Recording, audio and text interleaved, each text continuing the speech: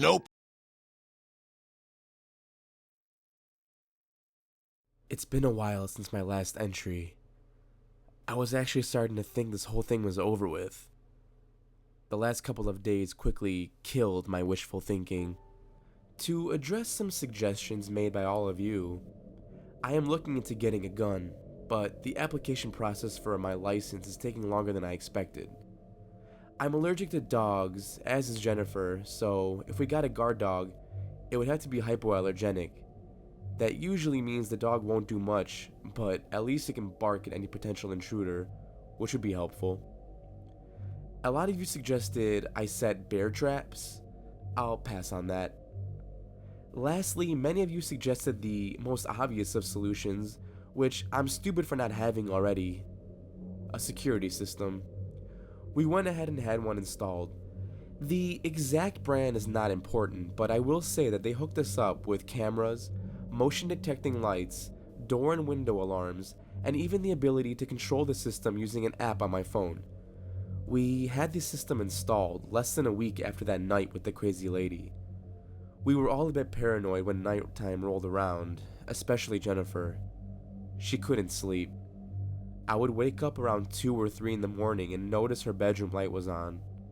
On those nights, she would give up trying to fall asleep and just start watching a movie or surfing the web.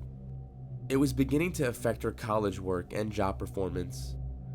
The addition of the security system worked well for the most part. She's become a real stickler about making sure we utilize every feature. It's kind of like living with a mini drill sergeant.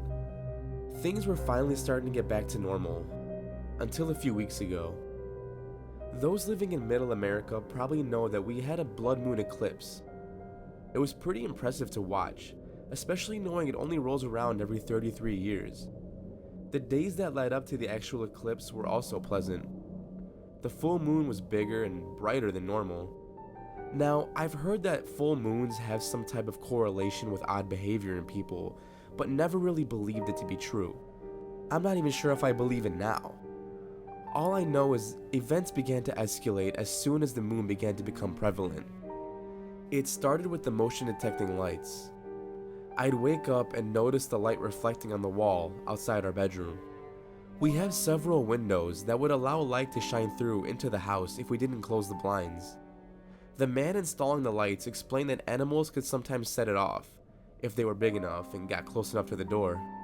We lived in a suburban town but had plenty of rural areas scattered around us that held deer, fox, coyotes, etc. When I saw the lights were on, I would keep my eye glued onto the wall until they shut off. Most of the time they did just that, shut off. I would let relief relax me back to sleep, and that would be the end of it. But every now and then, the situation wouldn't end so simply. Sometimes I would see something, a shadow, I don't know. The first time I saw it, I thought it was just the dark playing tricks on my eyes. It was there for a split second before disappearing. Other times it would be more prevalent, dashing across the light. It was definitely too big to be an animal, unless a deer was waltzing right up to the damn thing. Now, I know what a lot of you are probably thinking, and yes, I did check the cameras the next day. There was nothing there. The cameras don't provide the highest quality video, but they are good enough. If there was something or someone blatantly casting a shadow, it would capture it, right? Wrong. 4 nights ago, I finally saw her. The woman had returned. I watched as she slithered into the camera's view. To make things worse, she easily could have gotten inside. I'm not sure why she chose to stay outside this time, although I'm not complaining. It was late at night, so Mary and I were asleep and Jennifer had just gotten home. Once again, she was out late with her friends. I guess at some point in the day they went shopping. For some reason, Jennifer thought it would be a good idea to go back and forth from the front door to her car to move all the bags inside. In the footage, I watched Jennifer make a few trips to and from her car, retrieving her purchases. The second time she entered the house, behind her came the woman. She came right up to the front door. My eyes were pinned to the screen as I watched her press her face to the glass of the security door. She cupped her hands around her eyes in order to get a better view inside the house, I assume. When she noticed Jennifer returning, she calmly took a step back before walking slowly out of the shot and returning to wherever it is she came from. Jennifer continued outside 2 more times before she finished up and locked the door behind her.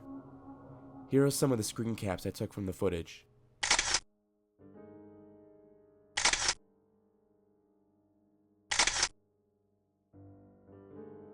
Needless to say, I've had enough. This woman needs to be dealt with once and for all. I've showed the footage to the police and they sent a couple of squad cars to keep an eye out, but they haven't seen her for some time now. Clearly, this woman is not stupid, despite being psychotic. She does not want to be caught. She was outside, probably right next to Jennifer without being detected.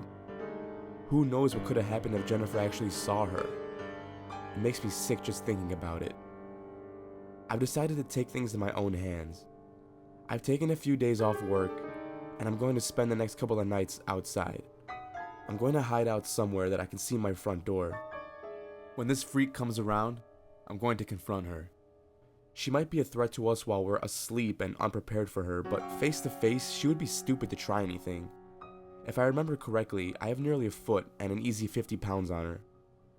This may sound like a stupid idea, but put yourself in my shoes. This woman has become a legitimate threat to my home and family. I'll do anything to protect them. And I mean anything.